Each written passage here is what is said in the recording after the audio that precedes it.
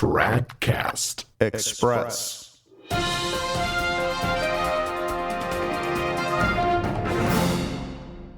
Tradcast Express. It's Friday, April 7th, 2017, and Francis has blasphemed again.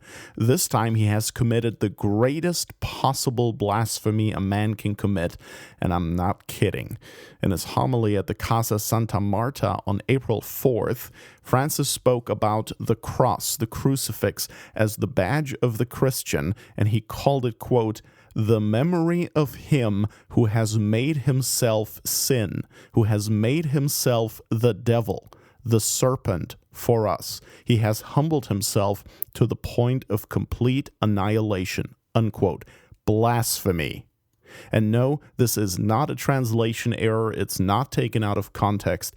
And yes, Francis really did say it. It's on the Vatican website, vatican.va, and also on the Vatican news site, news.va. And we examined this at length in a new blog post we put up yesterday, April 6th, which you can find at novusordowatch.org/wire. Under the cloak of admiring God's humility, Francis claims that Jesus Christ himself is the devil. Once again, Bergoglio shows himself firmly ensconced in the camp of his real masters, the apostate Jews, for this was the same insult the unbelieving Pharisees hurled at our Lord, as he lamented in Matthew 10:25, quote, they have called the goodman of the house Beelzebub, unquote. And by the way, considering the blasphemy Francis uttered, does that mean he's admitting that he is the vicar of the devil then? A more staggering blasphemy than to say that God is Satan cannot be imagined. And yet there it is, right there on the various websites of the Vatican. But where is the outrage? Why is this greatest possible blasphemy not front-page news everywhere?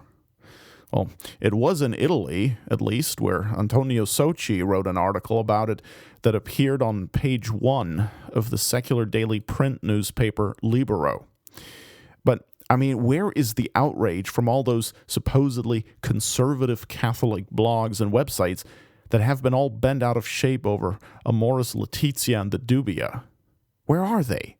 Where are Roraticelli, Church Militant, 1 Peter 5, Pew Sitter, Canon 212, Catholic Herald, The Remnant, the National Catholic Register, LifeSite News, and so forth? Where are they? Where are those websites? Where are those organizations? Where's Catholic Answers, EWTN? Where's Patrick Madrid, Tim Haynes, Jimmy Akin, Tim Staples, Father Zulsdorf? Where? Where are they? Why are they not up in arms about this? Well, I'll tell you why I think the outrage about this is non-existent or minimal. It's because it's not about sexuality. It's not about contraception, divorce, abortion, or anything like it. It's not a matter of the 6th or the 9th commandments. It's only the first commandment. Hatred of God, which Francis is clearly displaying here, is the greatest possible sin. It is even worse than heresy because it is directly contrary to the greatest virtue, the love of God. This is how it works in our bizarre times, though. If Francis says not to breed like rabbits, all hell breaks loose. Well, and rightly so. But if he says that Christ is the devil, that God is Satan, barely anyone cares. It's disgusting. And we see this sort of behavior again and again. Let me give you a similar example. Just the other day, Father John Zulsdorf posted an official decree from the Vatican's Ecclesia Dei Commission authorizing every priest to offer a votive Mass of the Immaculate Heart of Mary on May 13th this year, the 100th anniversary of Fatima, in the traditional Latin rite. Well, meaning the 1962 Indult Mass, okay? Not quite the traditional Mass, but that's beside the point now. So here is Mr. Zulsdorf, all excited and gung-ho about what a wonderful thing it is that he can now celebrate this votive Mass on May 13th this year, and he completely leaves out of account that the man who gave this authorization, Cardinal Gerhard Ludwig Müller, the head of the Congregation for the Destruction of the Faith, denies the dogma of transubstantiation. And aside from that, he also does not believe that it is the words of consecration that confect the Blessed Eucharist. So these people strain a gnat and swallow a camel. I've long thought that the whole purpose of Mr. Zulstorf's celebrity status is to keep those with a love for Latin and the externals of the traditional liturgy attached to the Vatican II Church. Keep them distracted, entertained, excited about this or that liturgical detail, while the great apostasy continues in the Vatican at full blast.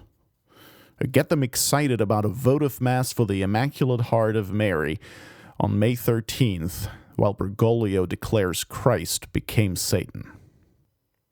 By the way, tomorrow, April 8th, marks the first anniversary of the release of Amoris Laetitia, which was supposed to be Francis's clarifying word about the confusion engendered by the two synods on the family, and they're still debating what the document even says.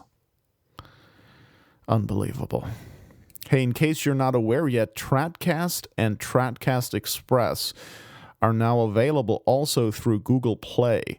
You can get our podcasts that way if you like, and of course they are available and have been through iTunes and Stitcher, as well as, of course, on our website, tradcast.org.